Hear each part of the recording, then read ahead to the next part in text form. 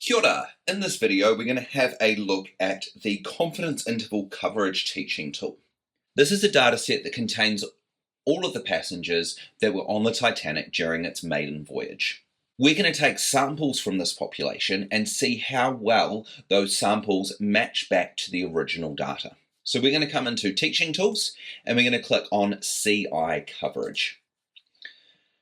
So what we've got up the top here is we've got our original data. All of the points from the Titanic, there are a few there where we didn't have ages recorded for them, so we don't know how old the people were. But for the ones that we do have, we've calculated the median, and this red line down here is the median for the population. What we're going to do is we're going to start off by taking a sample size of 10.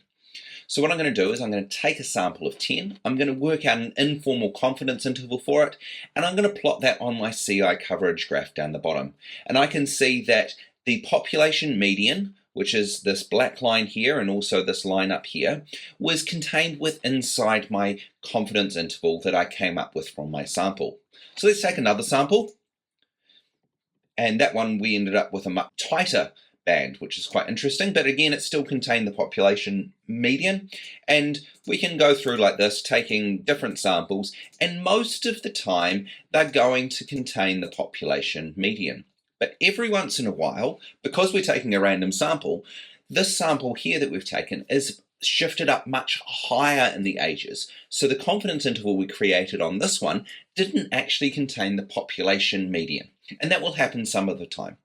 So let me press this slow button, and what this will do is it'll slowly tick through taking random samples of size 10, and we can see it slowly building up that CI coverage graph at the bottom. On the left hand side we can see how many samples we've taken so far and how many of them contained the population median and how many didn't. And it gives us a percentage of that as well. So this was with a sample size of 10. Now, we all know that as sample sizes get bigger, our confidence intervals are going to get smaller. So let's reset this and change our sample size here to 30. So if I take a sample now, if I go fast, we can see that these confidence intervals that I'm making now are much narrower. But the same principles still apply. And if I reset that again and change this to a sample size of maybe 100 and then take some samples, we can see that we are getting even tighter confidence intervals again. You can run this for as long as you'd like. There's no limit on how long it can run for. There are two different types of confidence intervals you can look at. This one video has been looking at the informal confidence intervals, but you can also do a bootstrap confidence interval for the median, which works exactly the same, but it's using the bootstrapping algorithm in behind to work out the confidence interval rather than the informal confidence interval.